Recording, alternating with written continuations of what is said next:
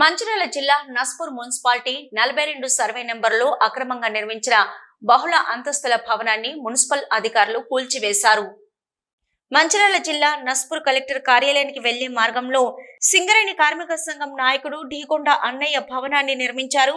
గత బీఆర్ఎస్ హయాంలో సింగరేణిలో తెలంగాణ బొగ్గుగని కార్మిక సంఘం నాయకునిగా కొనసాగారు. అదే సమయంలో నస్పూర్ మున్సిపాలిటీ పరిధిలో బహుళ అంతస్తుల భవనాన్ని నిర్మించారు. కాంగ్రెస్ ప్రభుత్వం అధికారంలోకి వచ్చిన తర్వాత ప్రభుత్వ భూములపై పరిరక్షణపై చర్యలు చేపట్టింది. నస్పూర్ పరిధిలో 42 సర్వే నెంబర్లో 102 ఎకరాల ప్రభుత్వ భూమి ఉంది.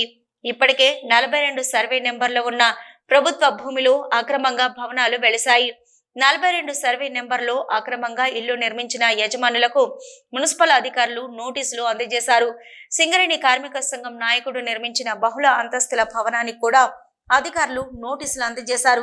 ఇప్పటికే 3 సార్లు నోటీసులు యజమాని ఢీకొండ అన్నయ్యకు అందజేసినా కూడా స్పందించకపోవడంతోనే కూల్చివేయడం జరిగిందని అధికారులు తెలిపారు.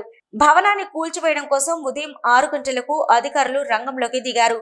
ముందుగా యజమాని అన్నయ్యతో పాటు కుటుంబ సభ్యులను పోలీస్ స్టేషన్ కు తరలించి కూల్చివేత ప్రారంభించారు.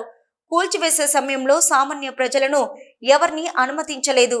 భారీ పోలీస్ బందోబస్తు మధ్య 8 గంటల పాటు శ్రమించి అధికారులు బహుళ అంతస్తుల భవనాన్ని నేలమట్టం చేశారు. 42 సర్వే నెంబర్లో నిర్మించిన ఇతర అక్రమ నిర్మాణాలపై కూడా అధికారులు చర్యలు చేపట్టాలని ప్రజలు కోరుతున్నారు.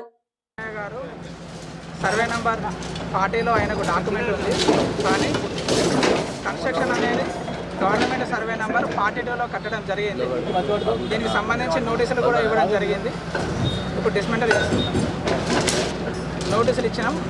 2022 నుండి కూడా ఆయనకు నోటీసులు సర్వ్ అయినాయి.